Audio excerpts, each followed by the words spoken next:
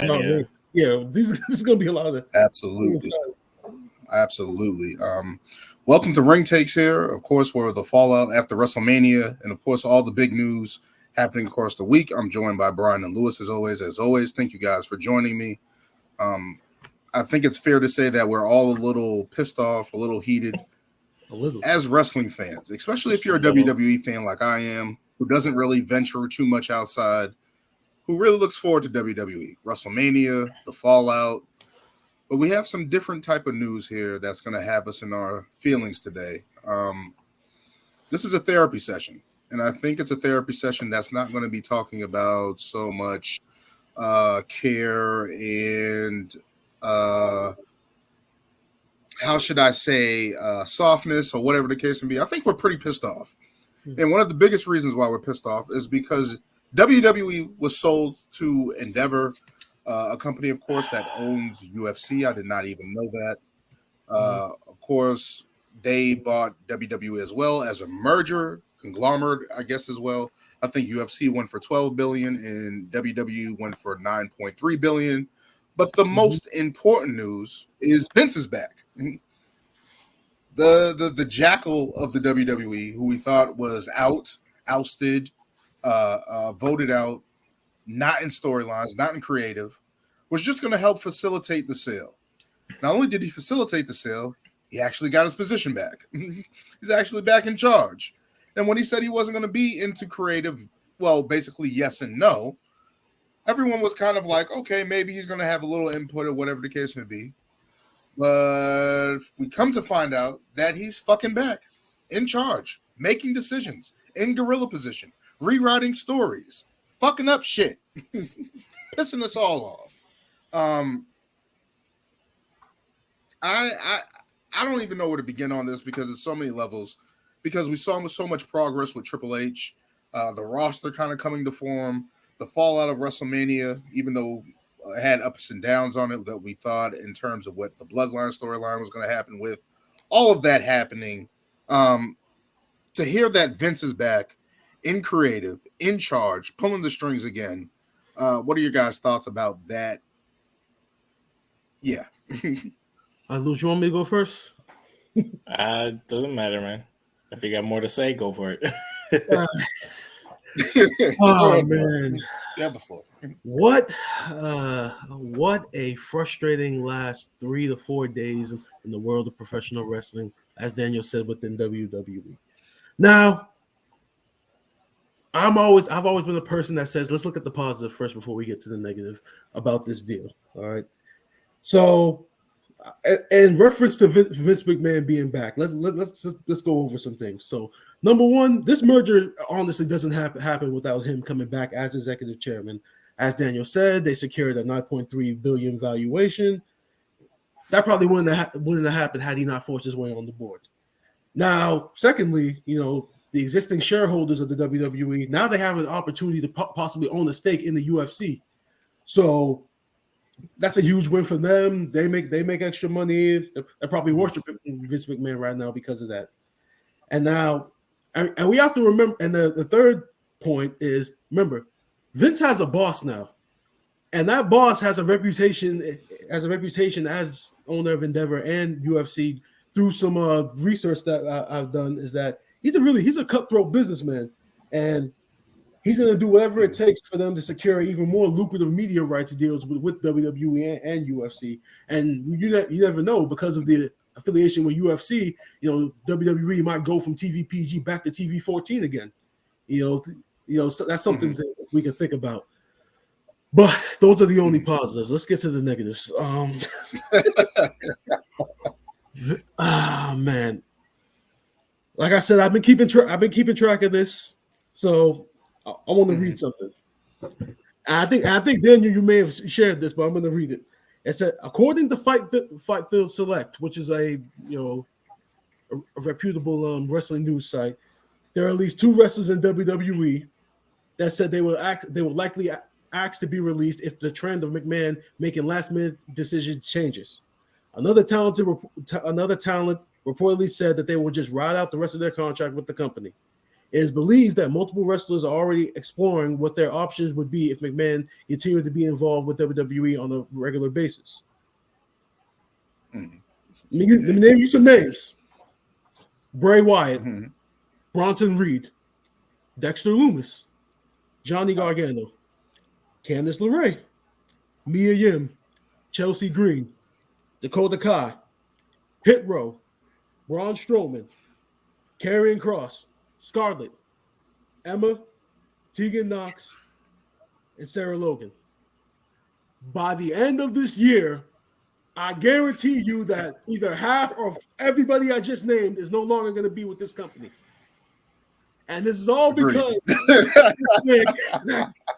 this man came back and now apparently is head of creative again. Now I have to ask a question. Okay. Triple H's title is Chief Content Officer, correct? What does that even mean? That's his title. That's his title. That's what I have right here in my research. I know. So, as head of creative and that title, from what I'm understanding, Triple H makes the decision, but Vince has the final say. That's what the reports have been saying, correct? Mm-hmm. Okay, so if Vince has the final say, that means Triple H is pretty much another member on the writing team at this point, right? Or he's responsible for making TikToks now. That's the content he's making now. I can. Oh my! That's his job now. So you'll record this on your phone, post it. We made so much progress in terms of all of us saying, "Hey, we're going to get a reset. We're going to get a reset after WrestleMania." That was the hope. Like, hey, everything's going to come into form. Everything's going to start going the right way, and that's exactly what we thought we were getting, according to Fight Field Select. Right? Mm-hmm. There was supposed to be 2 3-way women's matches, basically setting up between the tag teams that was going to actually create a contender for the tag team titles down the line. So Piper Niven, Liv Morgan, and Dakota Kai was set off to kick off the show. It was scrapped and replaced by Omos and Elias. Now, reportedly, Omos didn't even have his gear. Mm-hmm. So you booked this man when he wasn't originally supposed to be on the show, right? That's what it sounds like. And then you pulled him in. The fucking and you scrapped the women's match, right? So that's one. And that's another thing. So we putting on a giant who just lost fresh off of TV. Exactly. What does that do for him beating Elias when we just saw him get destroyed by Brock Lesnar? What did I say last week when we made our predictions? How many fucking times can a giant lose before you look at him and say he's big, but he doesn't win? So why do we care? Mind you, shit last week. Mind you, Brock Lesnar was on the same show that Omos was just on. Yes. No confrontation between the two. Nope. So if this was to try to build Omos just to have a match, it didn't do anything. That's one thing. So that was Vince's doing, scrapping those women's matches, as well as scrapping Raquel Rodriguez, Candice LeRae, and Io Shirai were also supposed to wrestle each other, which is kind of NXT reminiscent, right? Like those women wrestled on NXT on the main roster. If you gave them a little bit of rope there where they can perform, maybe it brings a little bit of intrigue into a division that needs some type of intrigue. That was scrapped. Also, Dan, don't you know, Bailey on the show. I'm like, who was the leader of Damage Control. Go ahead. Who was the leader of Damage Control, who wasn't even out there for the Io Shirai, Dakota Sky versus Raquel Rodriguez, Liv Morgan #1 contenders match. Bailey was not there. Even though she was in the arena, the leader of the group did not even accompany the group to ringside. So we didn't get any further developments there.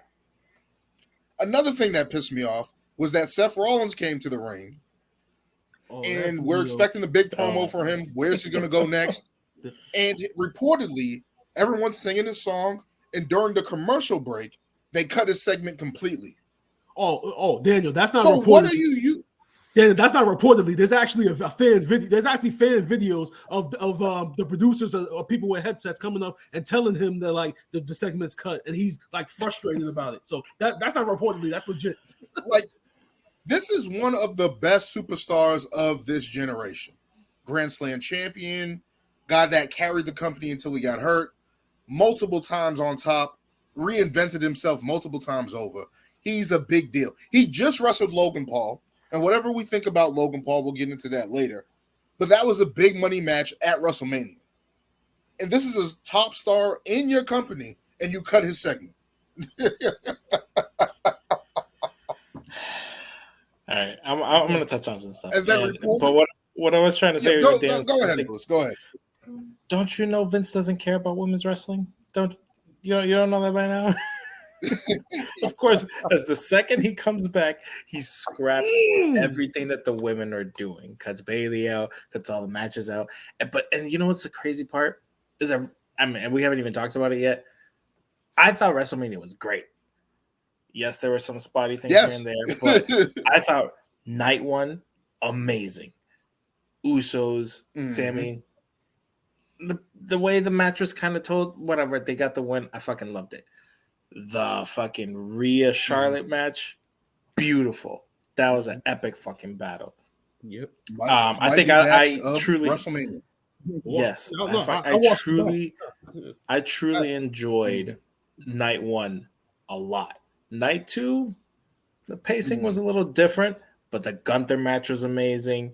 The tag team match was fucking great, unless that was night one or two. I forget. The Logan Paul match was actually fucking great. I like the segments they put in there. They brought whatever Logan Paul's friend is into that shit. You know, they got Bad Bunny involved and all that shit. The Ray match was actually fucking great. Like, all the pops and everything was great. The Cody shit, yes, because I truly felt, like we discussed, he was gonna win. Whatever. And it made more sense once I started hearing everything people were saying afterwards that, he's just came back. I think it's bullshit that, like, oh, he needs to go through adversity. I'm like, what more adversity could you give him from tearing his fucking pec? Like, that should have been the icing on the cake. He doesn't need to go through Brock and a whole nother fucking year. And then he no, come on. But that's just my personal reason. I hear a lot of people saying, like, oh, he needs to go through this. His time will come, blah, blah, blah. But now with Vince back, honestly, I feel like he would still stick it to the road to him and be like, you're never fucking winning this shit, honestly. And if that happens, that would be the biggest slap to Cody's face. Oh, I told you. Okay, all right. Let me touch on a few things. Louis, what you just said about Vince McMahon not giving a crap about women's wrestling is the exact reason why he does not need to be involved in creative. He is too outdated. Vince books for Vince. Vince books the way Vince 77 years old. Vince likes toilet humor that nobody finds funny. All right. Vince thinks it's a good idea to have Kurt Angle be a sexual predator. Okay, I'm bringing that up because I believe that. All right. And since we're talking about WrestleMania, I gotta go off about one thing right now. Okay. I went on one of the biggest rants that the podcast has seen when I was talking about these showcase matches, right? Okay. Who won the men's showcase match? The Street Profits. Street Profits. Okay. What happened on Raw the next night? They lost to the tag team champions. Yep. The titles were on the line. Were they? I didn't even know, honestly. No, the titles were on the line. Okay. I don't know. I don't think so. I don't think they were, honestly. Okay. Who won the women's showcase match? Oh, yeah. Shayna Baszler. Well, she's injured. You're going to have the injured athlete win and then, of course, give her a break right after. Okay. It's just, but you know what? With you saying all this stuff, it's just crazy because look how everything went so smooth for WrestleMania, and then the second Vince is back, now it's this whole ass backwards of like, Yeah. Wait, that doesn't make sense. This doesn't make sense. That doesn't make sense. Exactly. What is going on? Justify Why are they yourself. doing this? And Yeah. you're just like, Exactly. and it's literally in your face that you know that it's literally like Triple H just like, we're doing this. Vince is like, no. No. All right, let's do this. No, Exactly. we're doing this. No. And it's just like, are you fucking kidding me? Yeah, Like Raw, Raw after and then- WrestleMania it's like a fucking spectacle, and it's like an unspoken thing. And I was so fucking excited for the shit. Shayna And Baszler. So Shayna Baszler and Ronda Rousey won the showcase match, but then Liv Morgan and Raquel Rodriguez win the number one contenders match. that is my fucking Damage point. Control That's exactly where I on was Raw. getting. And this is why I said, Why that didn't they these just win showcase at matches- WrestleMania? Exactly why the fuck I said, and these showcase matches make absolutely no fucking sense when the common sense would tell you that the number one contenders for the respective tag team titles should have been on the line, because then the very next night on Raw, it exactly mirrored what should have happened at WrestleMania. The Street Profits would be the number one contenders for the tag team titles, and they got their match the next night. Shayna and Ronda, they won their match, but the next night, we're gonna have a tag team match with Raquel, Liv, and then the one team that's in the shitter right now because Bailey wasn't even on the fucking show, and they lost at WrestleMania. And they lost at WrestleMania to add the insult to injury. So how are they in a number one contenders match? See, this is what I'm talking about. So what was reported earlier with Candice LeRae, Raquel Rodriguez, and Io Shirai in one match, and Piper Niven, I can't even remember, fucking Dakota Kai, and somebody else in another match, basically setting up this little rivalry that's going to happen forward with that tag team division. That makes sense. If we're going to restart and give these women a fresh chance here, what? Yeah, it's just like nothing makes sense. No, and it's great. But again, I'm going to reiterate it. Triple H literally handled WrestleMania, and it was a fucking bang. Vince comes in, handles Raw, and it's a fucking shit show. Everything this man has built over the past, I don't know how many months it's been, is literally in the swoop of a span of 24 hours. This man rewrote. And you know what Vince did? And it's fitting that it's Wednesday and his fucking ass looks like fucking Mario, and fucking Super Mario came out today. This man legit plunged fucking Monday Night Raw, bro. It's nuts. It's fucking nuts. Monday Night Raw, the Raw after WrestleMania, everyone knows that that's the biggest Raw of the year. It's one of the biggest Raws of the year. Yeah. It's one of the most important Raws of the year. It restarts everything. Exactly. Easily the best time to start new shit, get things in line, give people hope for that new rivalry. This is what we're getting next. It's excitement, anticipation. You're looking forward to Raw next week. You want to watch Smackdown. None of that. But you know what's funny?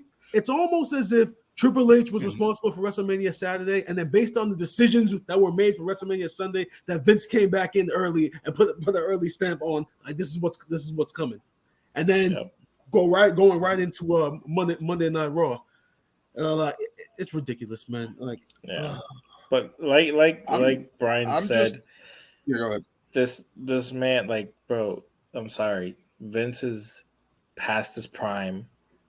He's, it's not the early 2000s. We don't need to see this. I'll answer to that. When you come in and you sell your company for $9.3 billion, when you bought it for $1 million, you're gonna feel like you can do whatever the hell you want. That's what it is. That's true. That's what it is. As bad as it is, as shitty as it is.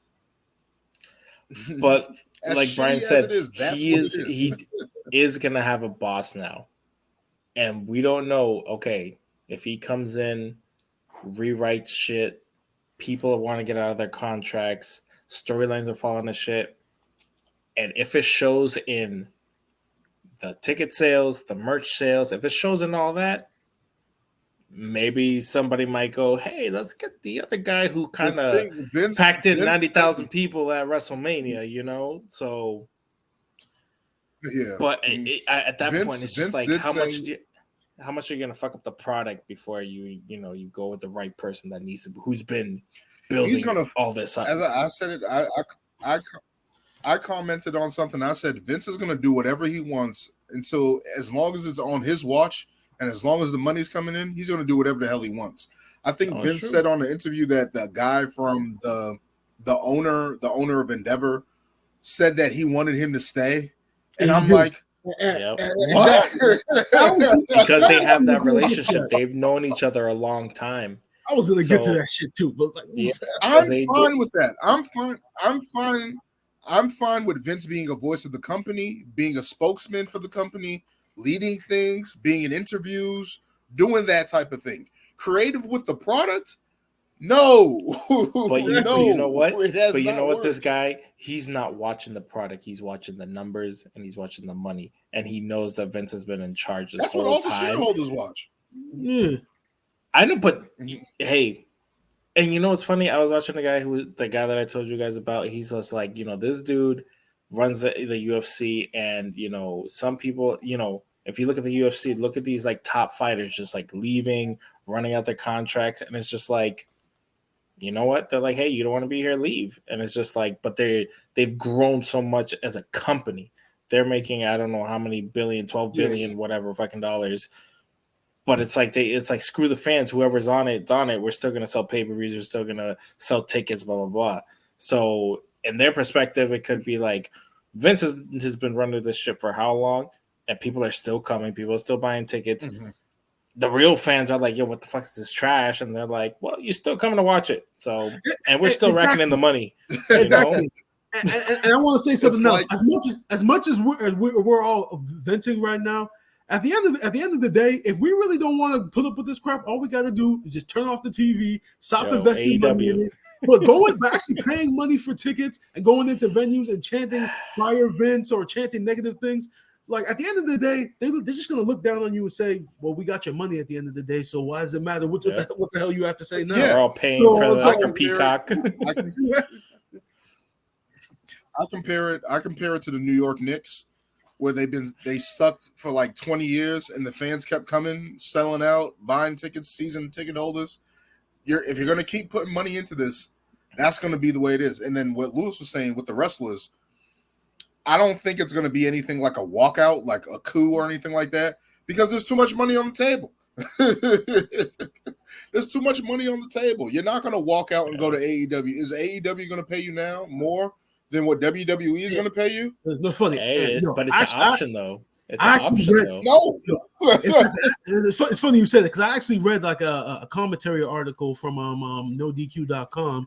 And this guy was talking about WWE superstars that are thinking about like walking out and realizing that like the grass really isn't greener with AEW. And he like lists like all the guys who have made the jump to AEW and pretty much saying how like, oh, they're not presented as strong anymore. Or like, for example, they talked about John Moxley. John Moxley was good from the start, but now it seems like in every match he's in, he's bleeding and more known for bleeding in every match than actually the quality of the match. Is that like a style? That's always been John's style. He mentioned Daniel Bryan. He mentioned Daniel Bryan, and he said that no, Daniel Bryan is good, but based upon his injury history and the work style environment, it's really not the best spot for him. So, and then like he listed all the guys. He mentioned he mentioned Miro with someone they fumbled the ball with completely. We still haven't seen them in months. So That's the thing. There's been a few successes of AEW, WWE guys going there. Jericho, John Moxley, FTR. Daniel Bryan, FTR. There's been some guys that had some success. But now these middle of the road people, the people that you listed off, is Bronson Reed moving the needle for AEW? Nope. You don't know that. He gets to fight Powerhouse Hobbs and Jake Hager and like a lot of the people that you named. Now, exactly. So, but that's what I'm saying. Like all those people that you named, out of all of them, like the only thing that I've heard so far as a big name is Drew McIntyre hasn't signed an extension or anything like that. They haven't gotten a long-term deal figured out with him yet. If he leaves, I can understand that impact of that Scottish market, that type of market. But in their back end, in the European market, they have Tyler Bate, they have Pete Dunne, they have Sheamus, they have Gunther. They have other guys that they can market to the UK in that market. So even losing Drew McIntyre is not a big hit. So all the big names, like if I'm Roman Reigns, I'm just saying, if I'm Roman Reigns, am I taking a hit for the rest of the roster? I don't think so. Like, I don't think there's going to be any type of walkout in terms of like big time names doing that. Like, that's the issue here. Like Seth Rollins, even though his promo was cut, he's not going to leave. No, he's definitely not him. The top stars aren't going. The top stars aren't going anywhere. Yeah, the top stars aren't going anywhere in terms of like Kevin Owens, Seth Rollins, Roman Reigns, because they're getting paid fucking millions, and they know anywhere else they go, they're not going to get that kind of money. But like you said, the Bronson Reeds, the Karrion Crosses, the LA Knights. The thing is like, and what's great now is that even though it's not just AEW. Yes, there's way more companies, and yeah, they're probably not going to be paying WWE money. But you know what's better for them? Less hectic schedule. They work when they want to. They pick the dates when they want to, and they can go to every promotion or wherever the fuck they want to go. Look at fucking what's his name? Exactly. You could go wherever you want. What's his name? Zack Ryder. Or what's his name now? I forget what it is. Matt Cardona. Yeah, Matt Cardona. Like. He got all this recognition when he left. Like he's a legit, like he death matches and Impact and GCW, MLW, whatever. Like, and that's like you had fucking Sasha leave. Sasha was a huge name. Sasha and Normally, those were top stars, and I guarantee she was making easily millions for WWE. And then was like, "This is crap." And mind you, it was crap when Vince was there. You know, so we truly don't know if.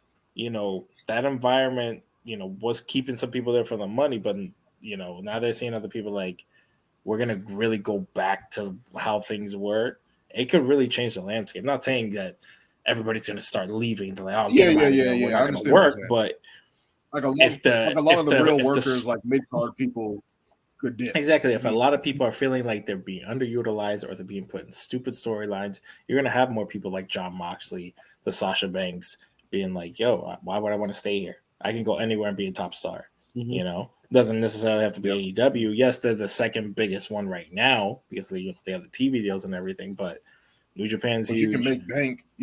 Exactly. You can work less injuries. You can just take bookings and make your own schedule and make a very decent living. But that was another thing.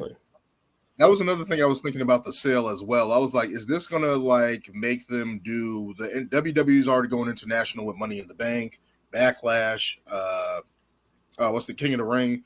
Like, are those going to be like the international dates? Like, I think that's going to be something where a lot of people are going to be looking at like tour money and stuff like that. A lot of the mid-card people are going to be used as like, just thinking it from that standpoint, how much is going to grow and how much is going to like, does that increase their wrestling dates? Does that increase their schedule? Like, what is that going to look like now that there's more money? Is that a chance to branch out even more towards the market and stuff like that? I'm not saying another, like, I'm not thinking about main event or like NXT or anything like that. Is there a way that they can start actually using more of their wrestlers? Is there any chance that they switch to an AEW type schedule where they give guys time off? You know what I mean? Because Roman Reigns talked about that in an interview. He's basically talking in character. Like, they can't get my dates. Like, I don't have to work every night. I don't have to do every show. They don't have to work. Is there more flexibility for the roster now? And that, like, hey, we don't need you for 2 months. When we get back up to SummerSlam, we'll start bringing you back. Is that any possibility of something good happening in that standpoint?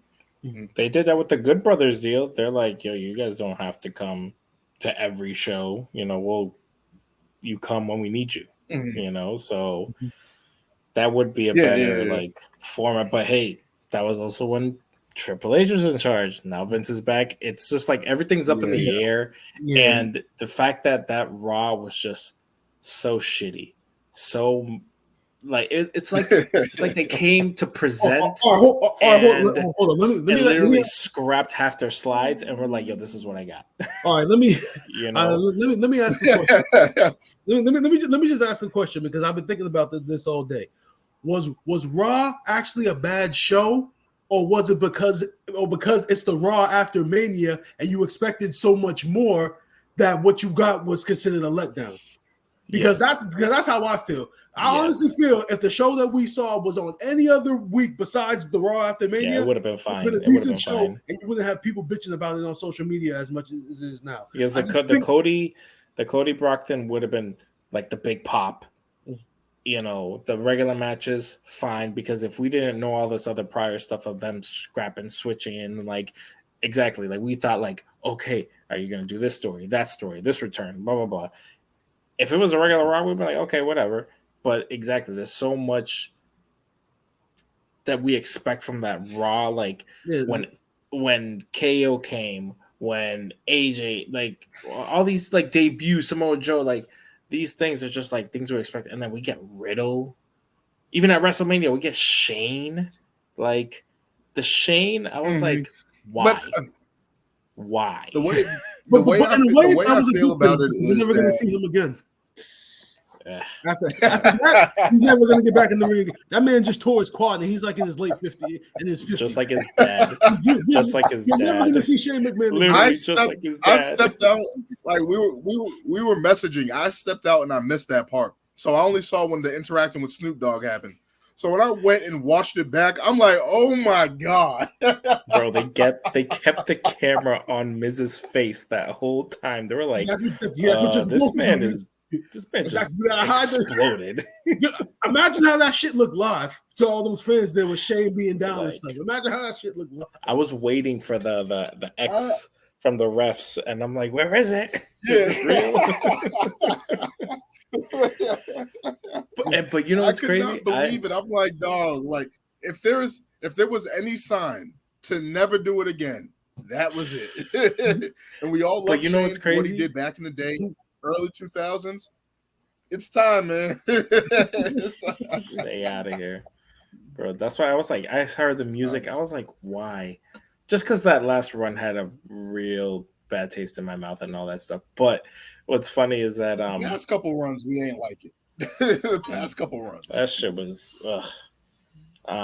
We still never found out what was in the briefcase. We still never figured out what was in the briefcase. My question was. We still never figured out. My question was like, was the whole Snoop thing like supposed to happen? Or did he actually just like step up and just punch Miz in the face to be like, no, yeah, Snoop improv the hell out of that. He saved that segment. No, he really did. Snoop Dogg did that. That's why he's a Hall of Famer. He's an entertainer. He knew what to do. He said, "Man down." He's like, Miz, come here. Snoop saved that. And that was a moment. As bad as Shane, we in LA. Let me just crip walk real quick. Snoop Dogg doing that. He needed a bonus in his check. Whatever they were paying Snoop Dogg, he needed a bonus. Thank you for your services. They took care of him. They better have taken care of him. Yeah, but like that, he did pretty good. Like I like Snoop at WrestleMania, but it's just like again, I just hope that they're with this sale. Maybe Vince is in charge right now, and maybe there's enough pressure. Maybe the wrestlers go to the higher ups. Maybe that because he does have a boss now. That's the only thing that they can do. Like, yo, go to the fucking owner of Endeavor and go, hey, yo, we don't want Vince in charge. We don't want him in touching creative. If he's again, as I said, if Vince is a spokesman, helping the company in that way, doing promos, all that type of stuff, making the appearance once, just board responsibilities, making appearance, making the responsibilities there, making an appearance every once in a while on Raw, just to wild up the crowd. I'm fine with that. In terms of creative and where the product is going, no. He's 77 years old. He's 77 years old. He needs to go find his red hat and get his gold stars and just take Peach home.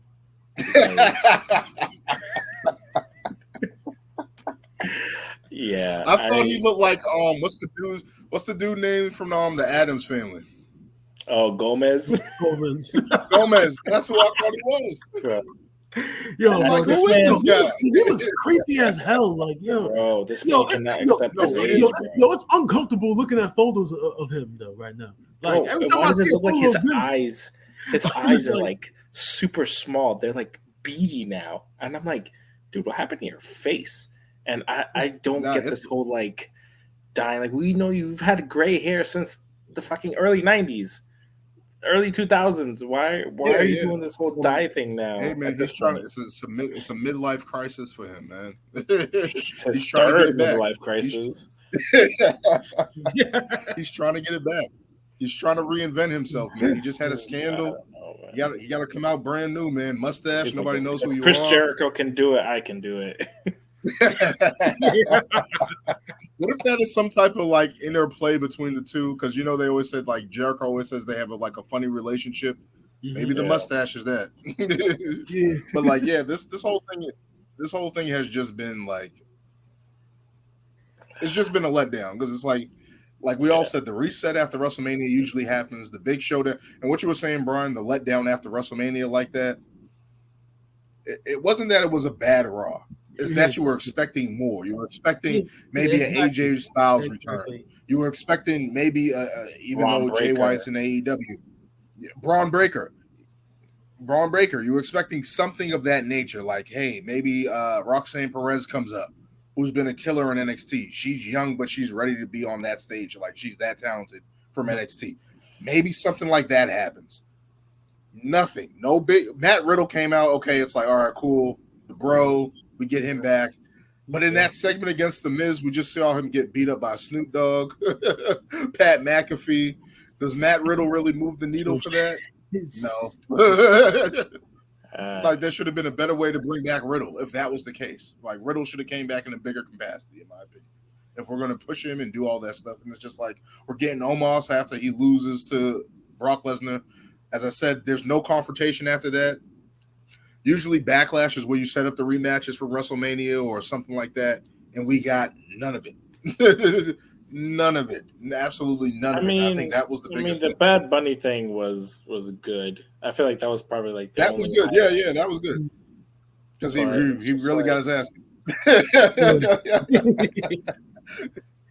Like, literally. Bad Bunny, for whatever he's doing, like, he's been amazing. I think Triple H said it in the press conference. Like, yo, these guys, these entertainers that come in and work hard and actually go through the ropes and the rigors of actually trying to be a wrestler and stuff like that. Bad Bunny has paid off. He's been in the Rumble. He's been in tag matches at WrestleMania. He's paying off. Like, whatever he's doing, awesome. Getting through a table. How many people are willingly going through a table?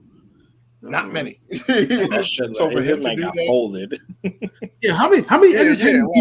How many entertainers do you know that literally took a break from what they love to do in order to train to become a great wrestler? Like he loves this shit. Literally took months off of music just to train for a WrestleMania match. Like that, yeah, that's respect. I'll say this: if you had Bad Bunny's amount of money, if you had the most streams in 3 years, you can pretty much do whatever you want. So for him to go to WWE and be like, yo, I want to do this and actually try that, actually have an event in Puerto Rico, like, that's crazy. Like, I can't, like, I mean, it's both marketability both ways. He's putting Puerto Rico's going to make a ton of money off of that. People are going to come in and see that. He's going to make money off of that. If he has new music, he can debut it down there.